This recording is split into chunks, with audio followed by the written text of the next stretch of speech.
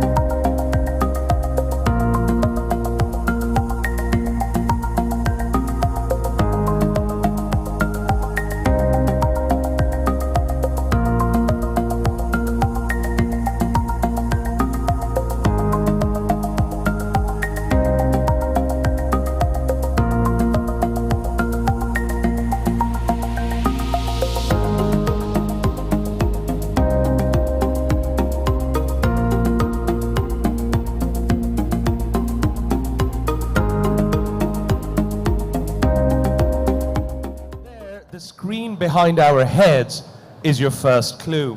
The topic that we're addressing is sustainability in healthcare, which is a multifaceted, multi-branch topic. We're going to narrow it down and analyze it.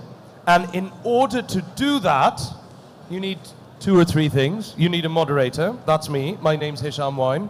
I'm the co-founder of HWM, which is a boutique consultancy where the consultants do the consultants, do a lot of policy work, government work, work behind large organizations. I also happen to moderate a lot of these panels. I'm a professional presenter and speaker in the corporate sphere, so it's lovely, lovely, lovely to be back here at the Department of Health stand.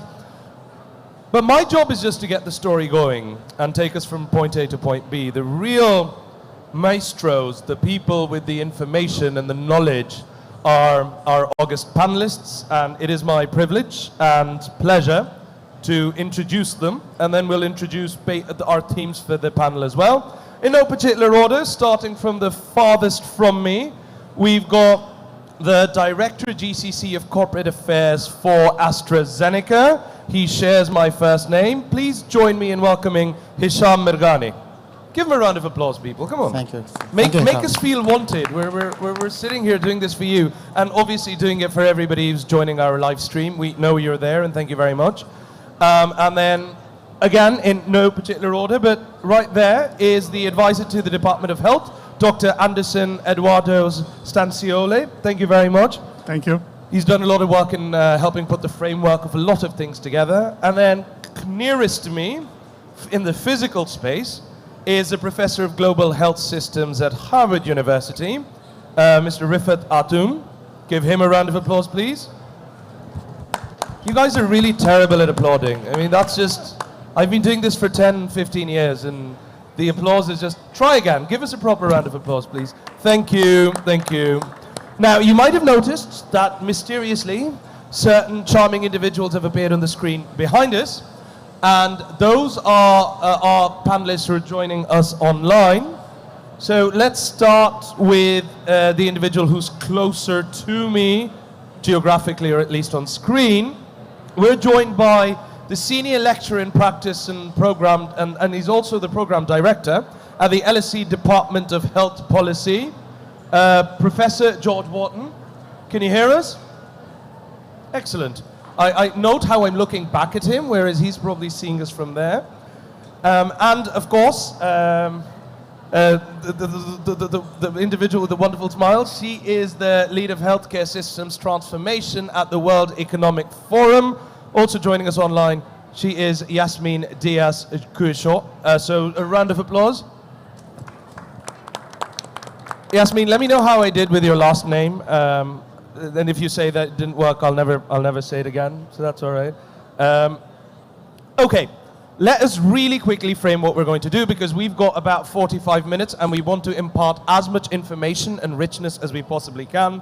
As we know, sustainability in healthcare is a tremendous, phenomenal, multifaceted, multidimensional topic. There is no one clear, easy definition. So we're going to start out by actually asking all our August panelists to very quickly define what sustainability in healthcare means to them. Having said that, we have 45 minutes, not 45 days or 45 years. So therefore, a comprehensive treatise on sustainability in healthcare is impossible. Therefore, we are narrowing our purpose down to a very specific correlation: healthcare as it links to environmental impact and climate change. This is a two-way street. So number one, how healthcare has its own environmental impact and footprint, and number two, how climate change and crises, etc., are leading to greater demand on healthcare. Just to give you an idea, roughly in the numbers, to set the scene for all of you. So the health sector plays a really essential role in preventing further escalation of the climate crisis. We've got estimates suggesting that the health sector's climate footprint is about 4.4% of global emissions. We're also expecting about 250,000 odd additional deaths expected per year between 2030 and 2050 due to climate change concerns. And of course, this intersection between the health sector and climate change really needs to be addressed from the point of view of mitigation and from the point of view of adaptation. So essentially, it's the 3 Ps of people, planet, and prosperity that we're going to be talking about. And we're going to start off really quickly with, well, all of us really, because we said that we'd very quickly in 2 lines just talk about what sustainability means to all of you. So Hisham, let's take it from you. For AstraZeneca, what is sustainability? Really quick and easy. So really quickly, for AstraZeneca, again, probably because people are not all familiar with AstraZeneca, we are one of the top 10 science-led pharmaceutical company. And our mission is really to harness the power of science to deliver life-changing medicine. For us, the way how we define sustainability, we look at it from 2 dimensions. One is access to healthcare, Hi, George. how Can to you unmute your ensure mic, that we are please? reaching as many patients as possible across the globe with our innovative medicine. And the second angle that you have mentioned, Hisham, is of course the environment protection and how we can ensure that we are decarbonizing our industry to become more environment friendly. So that's the 2 angles that we're looking at, access to healthcare and environment protection. Wonderful, and I'll just carry on with you and ask you very quickly how you would define that. Thank you, Hisham. And from my point of view as the Department of Health, I think there are 2 points I would like to make. Sustainability really relates to the judicious use of health resources. So it often relates to the financial sustainability and how we can maximize the benefit of our investments in the health and the provision of care. So that's clear. And it's really part of a whole agenda of work that we're doing. And we're going to come back actually later on to the Partnership for Health System Sustainability and Resilience that we're doing in partnership with AstraZeneca, LSE, and the World Economic Forum. The second point is, like you highlighted, the issue of environmental sustainability, how the health sector is a contributor to greenhouse gas emissions, how it can be, some of those contributions can be mitigated. We can improve our support in terms of preventing climate change. And then secondly, how do we prepare for the eventual negative impacts that might come our way in terms of natural disasters, the improvement of healthcare infrastructure, but also the changing patterns in disease that will emerge and how we need to prepare for that. Thank you for that very incisive sort of contribution. Now, Professor Mr. Riffet, tell us what you believe environmental sustainability is all about. Sorry, healthcare sustainability is for you. Yeah, thank you, Hisham, and thanks to the organizers for inviting me and for this opportunity. I think for any system, including for health systems, sustainability means responsiveness plus resilience. So any system that is able to respond to acute shocks or acute effects and also proves to be resilient over time to current and future insults and shocks is by definition sustainable. And health system is a system, but health system is part of a broader system, broader ecosystem that includes the economy, the environment. So any changes in the health system will affect the broader ecosystem and influence climate and environment. Likewise, any change in the broader context, such as the environment, will impact on the health system. So the 2 are not inseparable.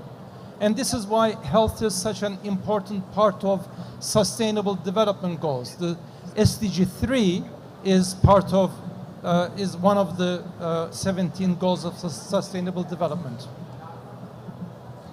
Very fair and very well put. Systems perspective. This is a system operating within a larger system. I am now going to throw to our panelists who are joining us online. Professor Wharton, what would your idea of sustainability in healthcare be? Thank you. So, firstly, I think that my definition of healthcare sustainability... You might still be on mute, Professor. I do that all the time, so don't worry.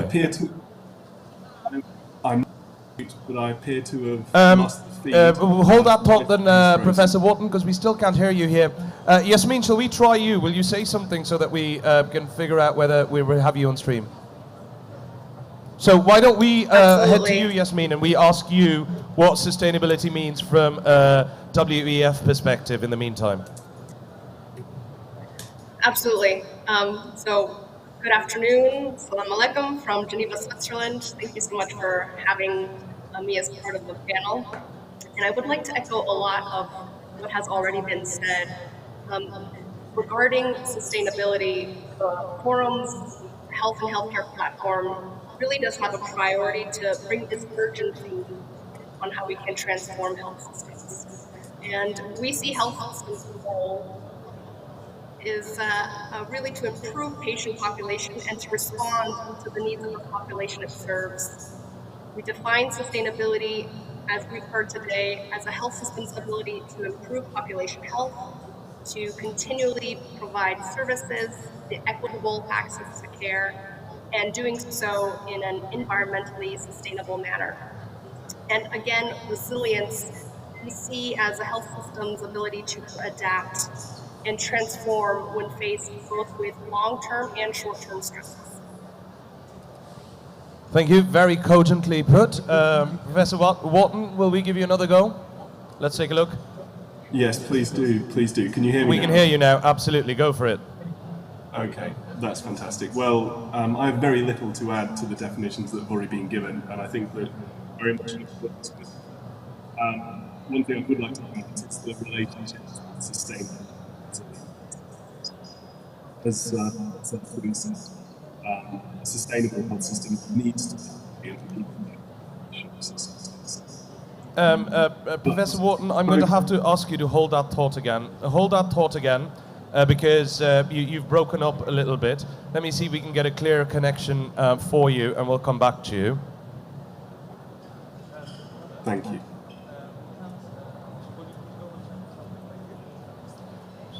So just to reiterate, Professor Wharton, we had a couple of technical gremlins just with your feed, so there was a little bit of breaking up. We're checking that right now. I will come back to you because we heard the first sentence, and it seems that you were in broad agreement, and that's a good thing, because if he'd shown up and he'd said, I disagree with everything everyone said, and then we'd lost him, that would have worried me quite a bit more. But luckily that isn't the case. Now, Hisham, I'm going to turn over to you. As we said, sustainability, it's wonderful to have these big definitions from a systems point of view. Resilience is cropping up, all the rest of it. But let's now narrow this topic back down to healthcare and the environment, and climate change in particular, both in terms of our system's impact on it and the climate change leading to greater demands for resilience. So on that note, let's talk about the role of AstraZeneca. You're a leader in the pharma industry. You are also a founding member of the PHSSR, which is the Partnership for Health System Sustainability. So talk to us about what AstraZeneca is doing to promote sustainability in healthcare. So again, I think it's important to recognize that at AstraZeneca, we firmly believe that the future depends on three interconnected factors: healthy people, healthy society, and a healthy planet. And of course, those three factors are interconnected because we all know that the COVID-19 pandemic has had a huge impact on human health. However, it's very important to recognize that the effect of the climate crisis could be even greater. And we know exactly, based on different studies, that if we don't take action today, this will lead to a significant increase on multiple non-communicable diseases, such as cancers or asthma or any respiratory disease. So that's why for us, the PHSSR initiative, where we're really a founding partner, is a critical initiative where we come hand in hand, working with government and reputable partners such as WEF and LSE to basically ensure that the healthcare system become even more resilient and more prepared for any future shock. And that's why for us, it's really part of our strategy to work closely with DOH, and we're really proud of our partnership with DOH in making sure that we are getting even more ready for any future shock and crisis in the near future. Now, you said healthy people, healthy planet, and what was your third axis? Healthy society. Healthy society. Now, and just to clarify... Yes, I can hear you. Oh, excellent. Well done. Well, we're delighted that you can hear us, Dr. Wharton. Now, just to clarify as well that the PHSSR that we've been talking about... No, I'm not using Wi-Fi, I'm on a physical connection. AstraZeneca is a founding member, but the wonderful people that you're seeing on the screen, Professor Wharton's from the LSE, they're a founding member. And I'm on campus, the internet here is not very and reliable. the It feels to me like World a Economic software Forum, glitch, because WEF, for a while my Yasmin's screen from went there. completely blank. They're there as well. So, This, you wouldn't have a panel without this. I mean, honestly, this is why I do this job, because this Yeah. is where the excitement comes in. Would it help if I changed to Chrome? Because I'm on Safari. Perhaps you could That might mute help. Dr. Watton for a second while we carry on, because I don't think he knows that that we are participants in his dialogue with the thank tech team. Yeah, Which can be dangerous. it of can be course. really dangerous. I'm doing it for him, not for us.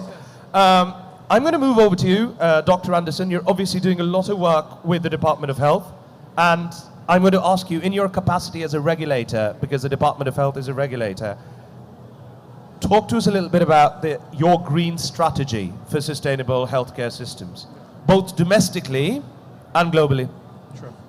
Yeah, and I think one part of sustainability is flexibility. And I think you are demonstrating a lot of that in how we're handling the technical challenges. here. Resilience as well. Yes, Systems exactly. thinking, because there's Yes. another system Yes. beyond this system. So Hisham, I wanted to highlight first, maybe people need to understand that this year we're going to have the Conference of Parties 28, the COP28 will be hosted in the UAE. Huge. And it's a huge global event that will highlight the need to adapt and to make our best efforts to prevent a climate crisis. But also, for the first time, to have one full day dedicated to looking Yes, at I the can hear you. intersect Can of you health and climate change. So it's really important that we are able to come up with a strong message about how Abu Dhabi and the UAE are really committed to this agenda and making proactive actions to make our contributions. So within that context, the DOH has launched a new green strategy, which is coming up with a series of very clear targets and actions that will try to improve our mitigative and adaptive interventions to deal with the effects of climate change.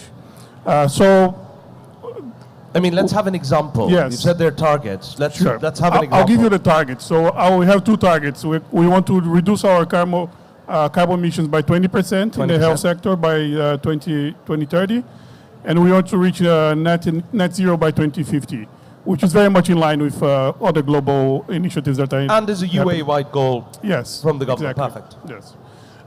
Now, it's also complemented by a number of actions. So we have health, environment, and technology.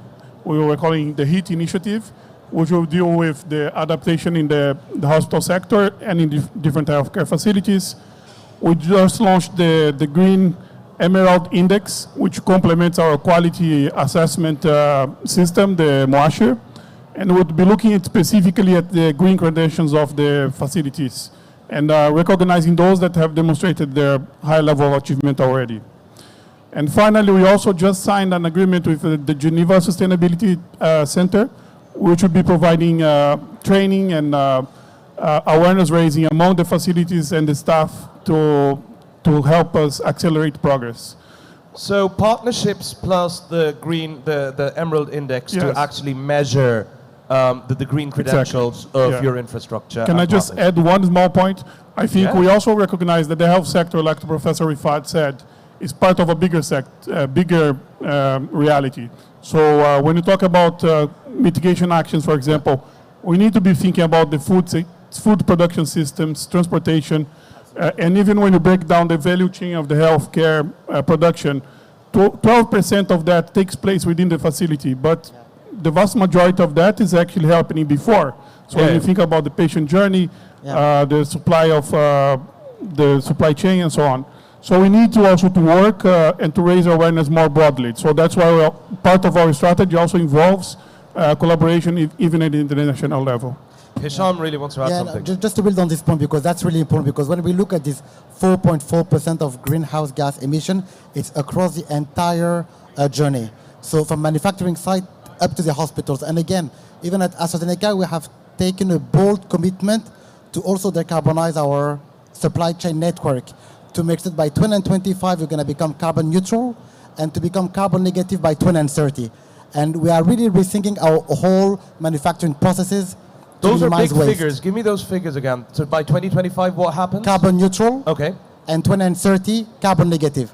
Okay. And in fact, actually, our CEO has even put even a bolder ambition where he would like us to add in our carbon zero ambition strategy to be net zero emission target by 2045 through the entire supply value chain. So big numbers, but again, showing the commitment of the industry toward this overall objective. That is gorgeous. Now, I'm going to go online again, and I'm going to bring, once again, into the discussion Yasmin from WEF. Yasmin, I'm hoping you can still hear us. We don't seem to have any issues with your stream. Tell us about the World Economic Forum's views on healthcare sustainability. And see if you want to bring in your annual meeting as well and what was discussed there. Happy to. So to answer your question, I would just like to start by setting a bit of context of what we do. We at the World Economic Forum really pride ourselves as the international organization for public-private cooperation. And we see our role in three main areas. Firstly, to build awareness and shape agendas. So we gather leaders to exchange insights, both within the forum's community and among a broader global audience, such as we're doing here today. And then we use this awareness to inform decisions and guide strategy. Here, the forum's strategic initiatives create a framework for thought to help organizations prepare for this transformational change across industries and economies. And then lastly, we use this awareness and these strategies to drive collective action and impact. And here we look to our partners around the table to champion the work. So in other words, our convening role helps to amplify and scale the world's strategies. And so to act on these priorities, we have many initiatives, but I'll mention two relevant to today's conversation. Firstly, our climate and health initiative. Here we're working on developing a roadmap to help with decision-making processes that address and act upon the impact of climate change on health and healthcare systems. And as we heard today, in 2020, we also established the Partnership for Health System Sustainability and Resilience.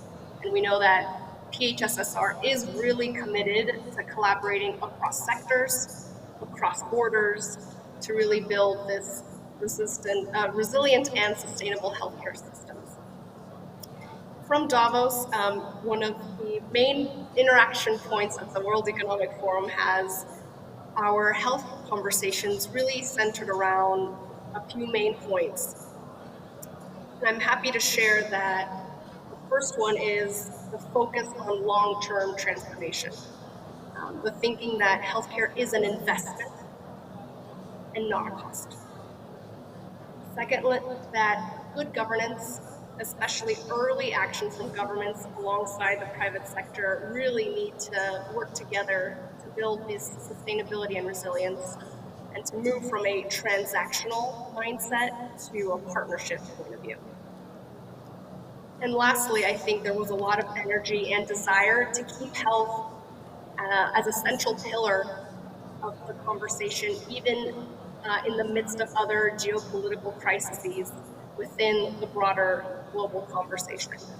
So as mentioned, settings such as the COP28, G20 and G7 agendas in 2023 are going to be really important platforms to drive the conversation on the sustainability of health systems. And so the forum is really happy to be engaged in all of these different partnerships. Yasmin, thank you very much for that and for laying it out. Love the idea that healthcare, because it's an investment, needs to be taken forward from a partnership approach and not a transactional dollar value, what's in it for me right now approach. Wonderful and very well said. Professor Wharton, I'm going to try and bring you into the discussion once again. The London School of Economics, apart from being my alma mater, is also a founding partner of the PHSSR. And so we want to ask you to come in and talk about healthcare sustainability, both from the point of view of PHSSR and how you define and measure it generally in your work. Yeah, sure thing. Firstly, can you hear me? Yes, it seems to be working. Okay, well that's a great start. So Jasmine's already given an excellent introduction to PHSSR. LSE is the lead academic partner, and what we do is that we coordinate a global program of research. We've developed a framework to assess health systems' performance and their attributes in terms of both sustainability and resilience, as in their ability to mitigate, adapt to, and transform in response to shocks. So we've applied this framework, working with local research partners in 20 countries around the world. And we have the results from a majority of these countries. The results from the UAE are currently in the process of being developed. And the framework looks across multiple domains, one of which is environmental sustainability, and the findings are really interesting. The first thing that is really quite pronounced and that appears across the broad set of countries that we've studied is that there really isn't a consistent acknowledgement or ability to measure the impact of health systems on the environment. And of course, effective action has to be based on good data and a good understanding of the problem. And it's really quite surprising. Even in countries like Canada, that have very well established public health infrastructures, very strong research culture, strong academic interaction with the health system, there is very, very limited data on the health system's impact on the environment. The second thing is that there is, broadly speaking, a lack of national strategies which involve formal binding commitments across the health sector. There are multiple wonderful initiatives taking place in hospitals to reduce the amount of waste, to reduce emissions, and so on and so forth. But we're seldom seeing these joined up. And of course, global commitments to net are going to be very, very difficult to deliver unless we have, one, the data, secondly, the strategies and the commitments, and thirdly, the infrastructure, the human resources in place to deliver on them. There's just one other thing I'd mention, which is there is something of a paradox of it. Because something else that PHSSR is on, and perhaps unsurprisingly, is that one of the principal challenges we're facing in improving access to health is increasing, in a simple sense, the volume of healthcare that equals access to healthcare. And of course, that is going to happen on health systems' environmental impact, unless we can innovate. Unless we can innovate, and unless, frankly, we can reduce the need for healthcare by investing in more preventative activities. Some of that can be done by the health system, but it also relies on joined-up action across sectors to improve population health. And that, for me, is the key message that I want to. No, I mean, I think that's a very interesting approach. You speak to the role of academia, also the fact that there's a lack of national strategy and healthcare challenges from a systems point of view. A lot of these challenges actually originate from the external context and systems around. So you can't just have a healthcare first approach when talking about these challenges, and you can't work in a vacuum. So there's the resources, the skills required, and that massive focus on prevention and preventative healthcare to make sure that you're not overwhelmed. Thank you for that. And now I am going to be coming back to Professor Rifat Atun, who's just right here. Now, talk to us a little bit. We're seeing the importance of collaboration, of strategy, of all of that. Why is it important to develop high-value sustainable health systems, specifically with responsiveness and resilience at their core? Absolutely. I mean, it's very helpful to have a systems view, because I just want to reinforce this point. Health systems are part of the broader contextual system, the environment. And one of the important principles of sustainable development is to develop circular economies and to use available resources in a way that is efficient, that is effective, that is equitable, and that is also responsive to current and future needs. So high-value health systems are systems that produce outputs, namely public health services and individual health services, that are effective, i.e. we are doing the right things, that are delivered efficiently with use of optimal resources, that reach everyone, Hisham mentioned population health, in an equitable way, but also in a way that is responsive to current and future needs, but very importantly, expectations of citizens. Now, if we can establish high-value health systems, we optimize resource use, and by definition, we'll optimize the value chain and will reduce footprint in terms of carbon footprint of health systems. But we should also ensure that systems are high value and resilient so that when there is a shock, they're able to respond. And let me give you a concrete example because there's the risk of getting lost in the abstract. Yep. So a study we did with Imperial College, which is my alma mater, we looked at one of the effects of climate change, which is extreme weather events. So we looked over a period of time, extreme weather events, both in terms of cold events and hot events in England. And we had this incredibly large data set. In fact, the whole of Imperial's computer network could not cope with it. But I had very good colleagues who were able to analyze the data. And we're able to show that during extreme events, hot and cold, there was an excess number of admissions to hospitals. Yes, of course, yes. Yes, but we were able to quantify that Okay. to show the burden, but very importantly, we were able to show that this affected older population and people who were disadvantaged. So we were able to show, the large magnitude of the effect, but also the equity effects. Actually, inequities that the climate change creates. So there's a big risk that unless we're able to develop high-value health systems that are efficient and effective, but also equitable, the impact of climate change is going to widen inequalities. So that's a very important message in designing systems going forward.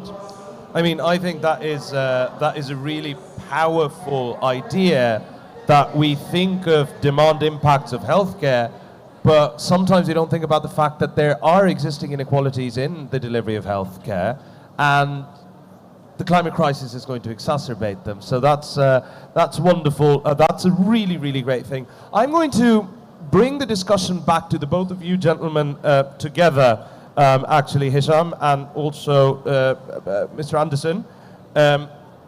What I want to talk about is why is it important for the Department of Health and AstraZeneca to collaborate, particularly on the PHSSR? So I'm very happy to have the both of you share thoughts on that. But Hisham, we can start from you.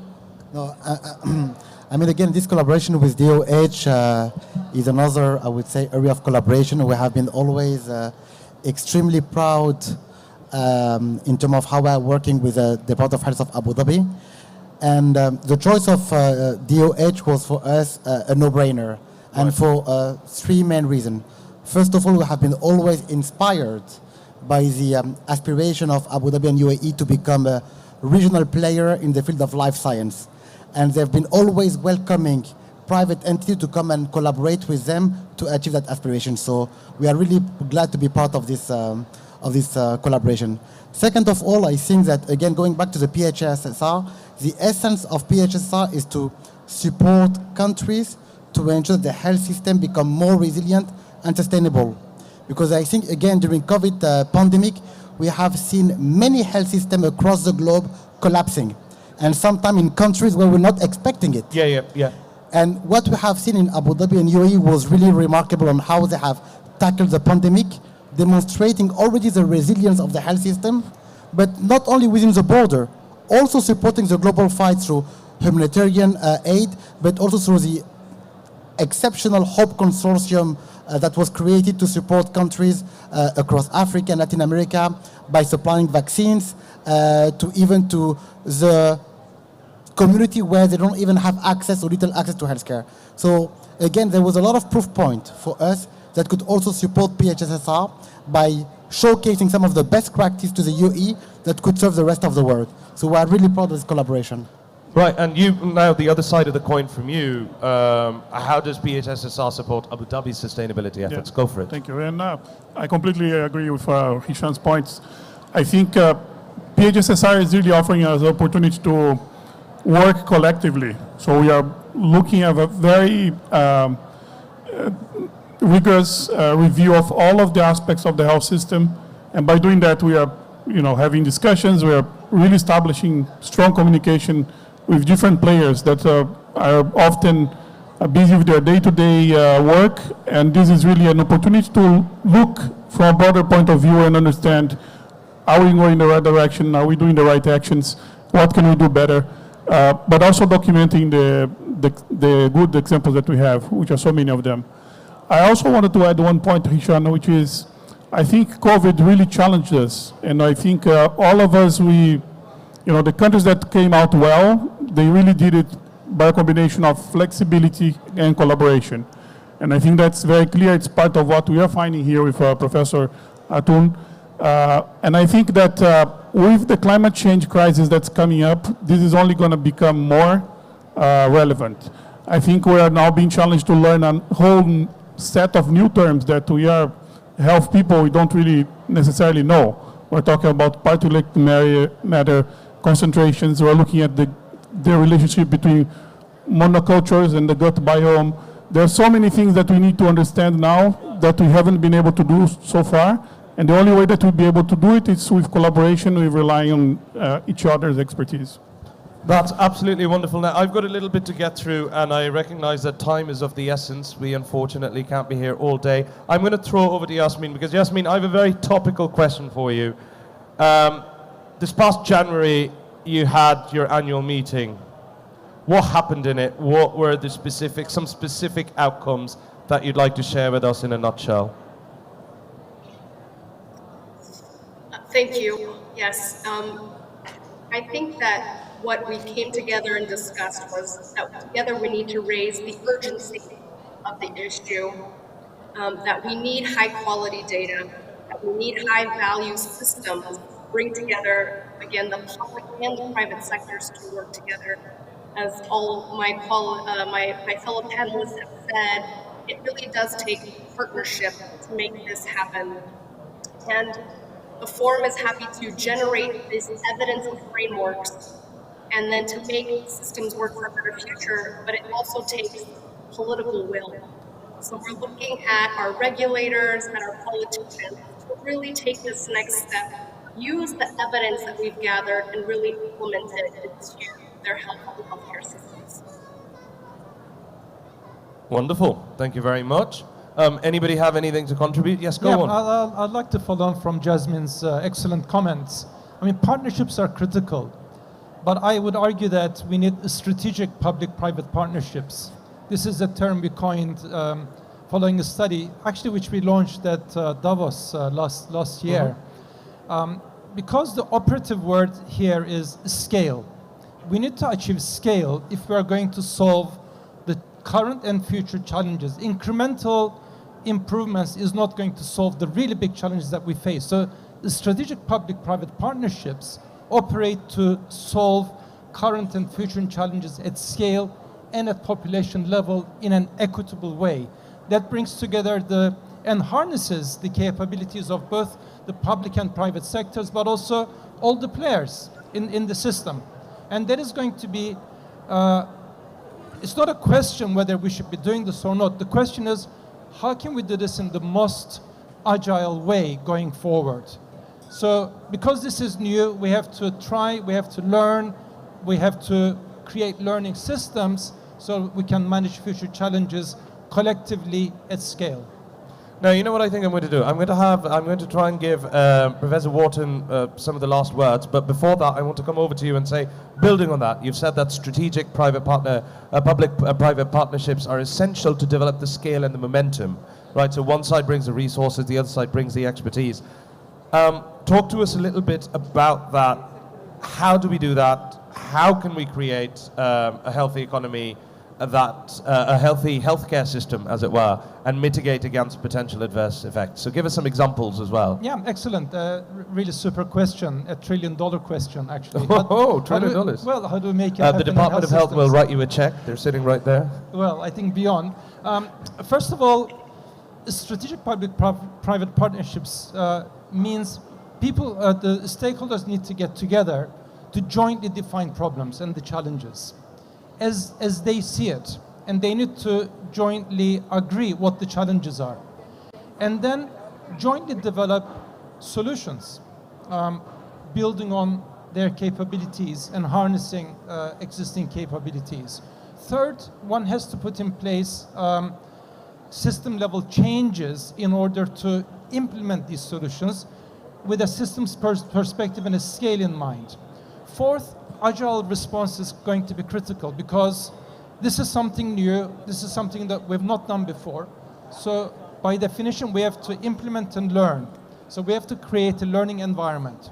But for this to happen, we also need to change the existing rules and regulations, the way we do things. And to learn from this, to create this agility. And very importantly, we need data to understand what has happened, what is going to happen, so we can modify the response in real time. Look, So- I'm going to be a bit cheeky here because I'm almost done, right? So I'm feeling nice and relaxed. So I'm going to throw some controversy into the mix because my job's almost over. Are governments ever capable of adopting this agility mindset? Absolutely. I think Abu Dhabi's experience in relation to COVID-19 was exemplary. Everyone I've spoken to here talks about agility, very strong leadership, and being able to respond very quickly by empowering everyone in the system. So it does exist, but it took a shock, like COVID-19, to unlock these capabilities in the system. Obviously, we don't want another COVID-19, but that's an important lesson learned to develop agile approaches to managing current and future challenges, and there will be many. And there will be many. And on that powerful note, I'm going to throw back to Professor Wharton. Professor Wharton, through Professor Artoon, we've heard what Imperial is doing. We've heard about the Davos perspective. We've heard about the World Economic Forum perspective in striking partnerships, Abu Dhabi and its best practice. Apart from the framework that you've already spoken about, that you've created, and the highlight of the lack of national strategies, what are some discrete ways that the London School of Economics is working to promote the healthcare sector's fight against climate change and also the demand impacts that we will see from that? Sure. So LSE, of course, is a global university with thousands of academics who are working on some of the most pressing global challenges we face. And I couldn't give it a full account of it. But in terms of PHSSR, what we've got here is a global collaboration that involves research partners in 20 countries, including Abu Dhabi, who critically work with government stakeholders to identify challenges and generate evidence-based solutions. And we're absolutely delighted to have had the engagement of the Department of Health, Abu Dhabi, in PHSSR's project, which is coming to fruition and which will include both a critical assessment of the current status of the health system, but also some tangible steps that can be taken to strengthen it. And so this is the most direct example I could give you, and I think it speaks very well to the points that Professor Artoon just made. The key thing is that between the partners, the World Economic Forum, LSE, AstraZeneca, KPMG Philips, the World Health Organization Foundation, and others, plus the partners that we have in the country, and most importantly, engaged and supported government stakeholders, such as Dr. Anderson, Department of Health of Abu Dhabi, we've got a very good prospect of at least getting the dialogue going, raising awareness of issues, helping to identify priorities, and then, beyond the scope of the project itself, potentially supporting the implementation of some of the solutions that we collectively identify. So that's what PHSSR is about. I'm very proud to be a part of it, but it is, of course, only one among many such initiatives that led out of this great university. Professor Walton, thank you very much. Ladies and gentlemen, in terms of the discussion that we've had, I think that's all we have time for in terms of questions, etc. Let's take just a minute to sum up what we've learnt, but first I'm going to wait for the airport announcement to go off. Give me a second.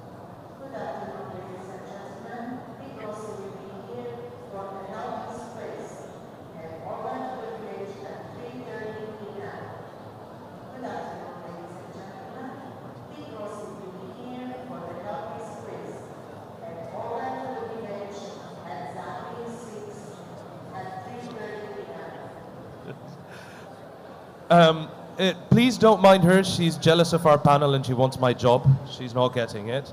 Ladies and gentlemen, let's first off, can I have a huge round of applause, please, for my panelists, for Hisham from AstraZeneca, Dr. Anderson, Professor Rifat Atoun. Online, we've got Yasmin Diaz and, of course, Professor Wharton. Yasmin is from the World Economic Forum and Professor Wharton from the London School of Economics. We started out by talking about how big an idea of sustainability is. Luckily, Professor Atoun was to hand to talk us through some of the elements of sustainability, even in terms of climate impact.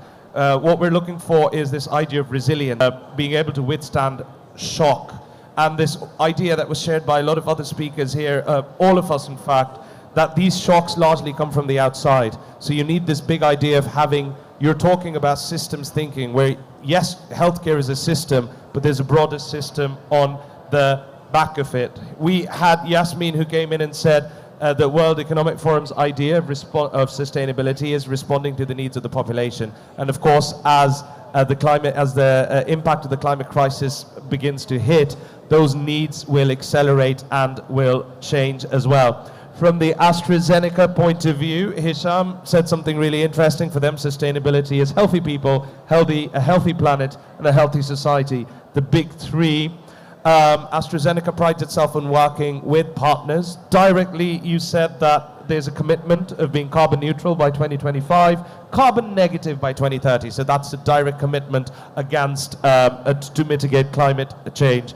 We've also, of course, been speaking about the PHSSR, which is a partnership of which towards resilient healthcare, of which the LSE, AstraZeneca, the Department of Health are all founding members. Speaking of the Department of Health from a regulatory perspective, Dr. Eduardo was here sharing his expertise. We're building up to COP28, where these things are going to be crucial. We're talking about these.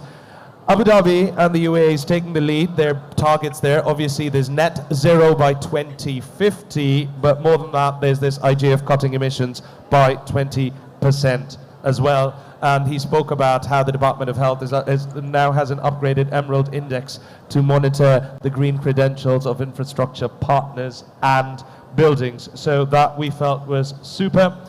We came to Yasmin and her big idea that, listen, again, echoing the rest of us, this does not happen in a forum. It's all about building public-private partnerships and bringing people together to shape agendas, creating these calls to action that then private sector partners and governments, etc., can work on. The big idea was that healthcare needs to be seen as an investment. We need to get away from transactional, this dollar went here, what did we get against it, what's in it for me, to the bigger idea that we're all investing in sustainability.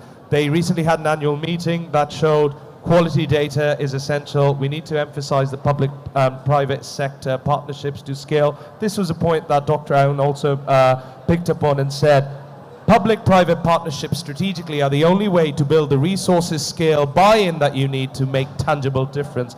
Ladies and gentlemen, we can't do this alone, and that is where Professor Wharton actually came in. The LSE has brought in a framework to measure and operationalize sustainability and measure resilience.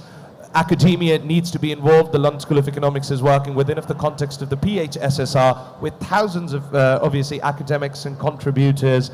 The big focus, once again, is on partnerships. Last word over to Dr. Aoun, who made this very clear point that we're not just confronting new challenges, and as demand rises because of climate change, it is not going to impact us all the same way. People who are already disadvantaged or people who are already marginalized will be at even greater risk. But ladies and gentlemen, Abu Dhabi, which demonstrated, and the Department of Health, which demonstrated resilience and showcased best practice in light of a massive, massive threat, remains a benchmark that we can all follow. Agility is important, talking to each other is important, listening is important, and that's what we were doing today.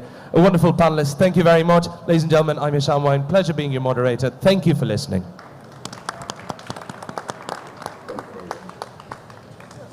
Thank you.